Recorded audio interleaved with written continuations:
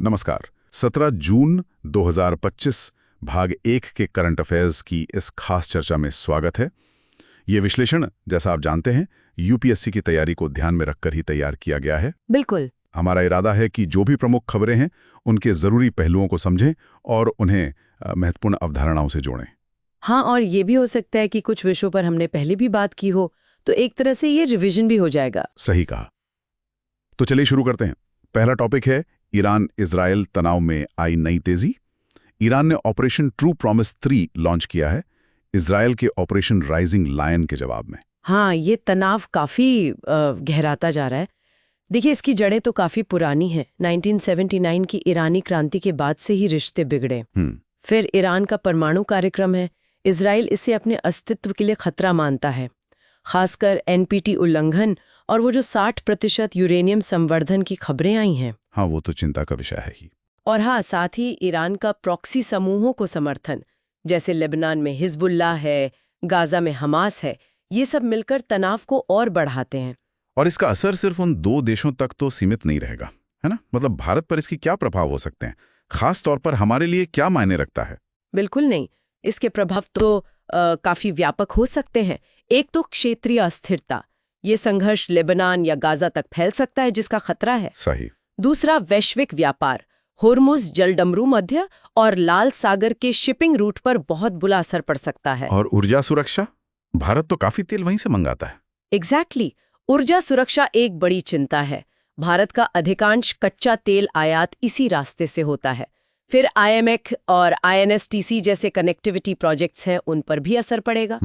और हाँ, भारत के लिए चाबाहार बंदरगाह का संचालन और फिर दोनों देशों ईरान और इजराइल के साथ संतुलन साधना और भी मुश्किल हो जाएगा। ये वाकई एक जटिल स्थिति बनती जा रही है। चलिए अब थोड़ा घरेलू अर्थव्यवस्था की ओर मुड़ते हैं। एक अहम खबर है कि आरबीआई ने फ्लिपकार्ट को एनबीएफसी का लाइसेंस दे दिया है। हाँ, ये फिनटेक स्पेस में एक बड़ा कदम है। मतलब अब फ्लिपकार्ट सीधे ग्राहकों और विक्रेताओं को लोन दे सकेगा। उनका वो ऐप है ना, super.money, उसके जरिए भी। अच्छा, तो ये एनबीएफसीज होती क्या है? थोड़ा सा बेसिक बताएंगे? जरूर। देखिए, एनबीएफसीज यानी नॉन बैंकिंग फाइनेंशियल कंपनीज, ये कंपनी अधिनियम के तहत रजिस्टर होती हैं।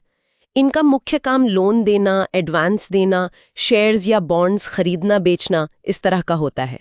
मतलब ये बैंक नहीं है? नहीं, ये बैंक नहीं है। ये कृषि, औद्योगिक गतिविधि या फिर अचल संपत्ति की सीधी खरीद बिक्री नहीं करती, और इनका रेगुलेशन आरबीआई करता है।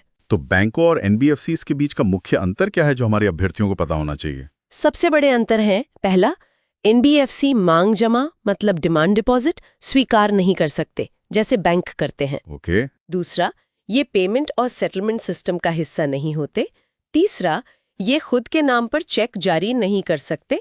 और चौथा, इनके जमाकर्ताओं को डीआईसीजीसी बीमा सुरक्षा नहीं मिलती जो बैंक जमाकर्ताओं को मिलती है। अच्छा, ये महत्वपूर्ण अंतर हैं। और अर्थव्यवस्था में इनका महत्व क्यों बढ़ रहा है आजकल? इनका योगदान लगातार बढ़ रहा है।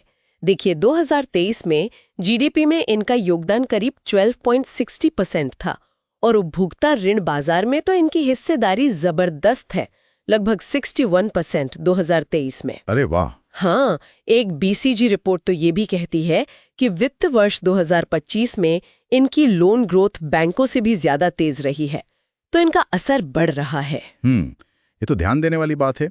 अच्छा, अब स्वास्थ्य क्षेत्र की एक नई तकनीक पर बात करते हैं, स्पार्क।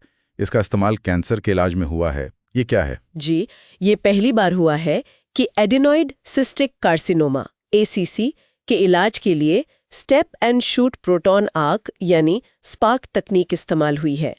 एसीसी लार ग्रंथियों का एक दुर्लभ कैंसर है, सिर या गर्दन में भी हो सकता है। तो ये स्पार्क तकनीक काम कैसे करती है? एस्पार्क एक तरह की एडवांस्ड रेडिएशन थेरेपी है। इसमें प्रोटॉन कणों का इस्तेमाल होता है। ये ट्यूमर के डीएनए को नुकसान पहुंचाकर कैंसर सेल्स को मारती है या उनकी ग्रोथ धीमी करती है। और इसकी खासियत क्या है? खासियत ये है कि ये आसपास के स्वस्थ ऊतकों को काफी हद तक बचा लेती है। जैसे एक उदाहरण है कि इसने ब्रेन स्टेम में रेडिएशन को 10% और स्पाइनल कैनाल में 90% तक कम किया। ये काफी सटीक है। ये तो बहुत ही उम्मीद जगाने वाली तकनीक लगती है, खासकर साइड इफेक्ट्स कम करने के लिहाज से। बिल्कुल। चलिए बद कानून के मोर्चे पर चलते हैं। सुप्रीम कोर्ट का निवारक निरोध यानी प्रिवेंटिव डिटेंशन पर एक फैसला आया है। धन्या एम बनाम केरल राज्य मामला। हाँ, इस मामले में सुप्रीम कोर्ट ने केरल के केपा एक्ट 2007 के तहत दिए गए निवारक निरोध आदेश को रद्द कर दिया। कोर्ट ने फिर से लोक व्यवस्था, पब्लिक ऑर्डर और कानून और व्यवस्था, लॉ एंड ऑर्डर के बीच के महीन फर्क पर जोर दिया। ये फर्क समझना जरूरी है। हाँ, पहले के मामलों में भी ये बात कही गई है। फर्क इस बात का है कि किसी हरकत का असर कितना व्यापक है। क्या वो पूरे समाज की शांति भंग कर रहा है, जो लोक व्यवस्था है, या वो सिर्फ कुछ व्यक्तियों के बीच कानून तोड़ने का मामला है, जो कानून व्यवस्था है। कोर्ट ने पाया कि इस केस में मामला कानून और व्यवस्था का था, लोक व्यवस्था का नहीं, इसलिए निवारक निरोध सही नहीं था। और निवारक निरोध से जुड़े संवैधानिक पहलू क्या हैं? क्या सुरक्षा उपाय हैं? देखिए, अनुच्छेद 22(3) इसकी इजाजत तो देता है, लेकिन साथ ही कई सुरक्षा उपाय भी हैं। जैसे सलाहकार बोर्ड की मंजूरी के बिना 3 महीने से ज्यादा निरोध नहीं हो सकता।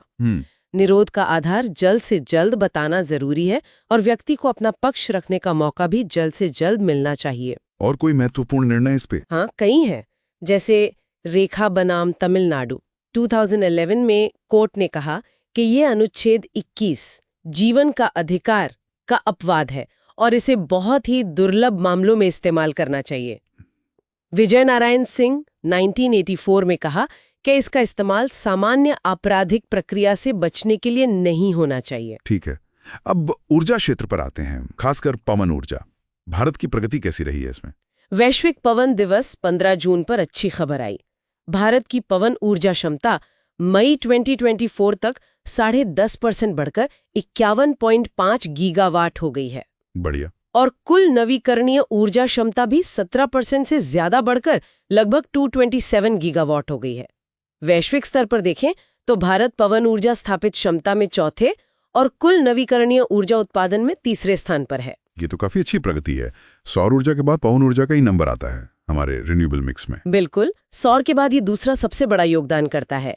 और गुजरात, महाराष्ट्र, कर्नाटक, तमिलनाडु, आंध्र प्रदेश जैसे राज्य इसमें सबसे आगे हैं। सरकार की नीतियां इसमें कैसे मदद कर रही हैं और क्या चुनौतियां भी हैं? हाँ, सरकार की कई पहले हैं, जैसे राष्ट्रीय पवन सौर हाइब्रिड नीति 2018, अपतटीय पवन ऊर्जा के लिए VGF योजना, हरित ऊर्जा ओपन एक्सेस नियम 2022, ये सब मदद कर रही हैं। और चुनौतियां भी हैं, जैसे ग्रिड को स्थिर रखना, बिजली को दूर तक ले जाना, इंफ्रास्ट्रक्चर। फिर शुरुआती निवेश काफी ज्यादा होता है, टैरिफ में उतार चढ़ाव रहता है, और दूर दराज के इलाकों में बड़े बड़े उपकरण ले जाना भी एक मुश्किल काम है। समझ गया। ठीक है, अब बहुत संक्षेप में कुछ और जरूरी खबरें देख लेते हैं। नियंत्रक एवं महालेखा परीक्षक CAG ने राज्य PSU के ऑडिट के लिए एक अलग इकाई बनाई है। हाँ, और अहमदाबाद अस्पताल एयर इंडिया दुर्घटना पीड़ितों की पहचान के लिए DNA प्रोफाइलिंग का उपयोग कर रहा है। प्रधानमंत्री ने साइप्रस का दौरा किया। ये पूर्वी भूमध्य सागर में EU का सदस्य देश है। और DGCA ने भारतीय बेड़े में जो बोइंग 7827 विमान है, उनकी निगरानी बढ़ाने का आदेश दिया है। यूनेस्को की SDG 4 स्कोर कार्ड रिपोर्ट आई है, जिसके मुताबिक वैश्विक आउट ऑफ स्कूल आबादी 272 मिलियन है। साथ ही तीसरा संयुक्त राष्ट्र महासागर सम्मेलन UNOC3 फ्रांस में हुआ, जहां नीस ओशन एक्शन प्लान अपनाया गया, जो SDGs 14 यानी महासागर संरक्षण पर केंद्रित है। और खेल जगत से दक्षिण अफ्रीका ने विश्व टेस्ट चैंपियनशिप जीती है। हाँ, ऑस्ट्रेलिया को हराकर। और आंध्र प्रदेश के सिंहचलम मंदिर का जीर्णोद्धार पारंपरिक तकनीकों से होगा और शहरी आवास सर्वेक्षण नक्शा का दूसरा चरण भी शुरू हुआ है। ठीक है, तो ये थी 17 जून की कुछ अहम सुर्खियां जिन पर हमने गौर किया।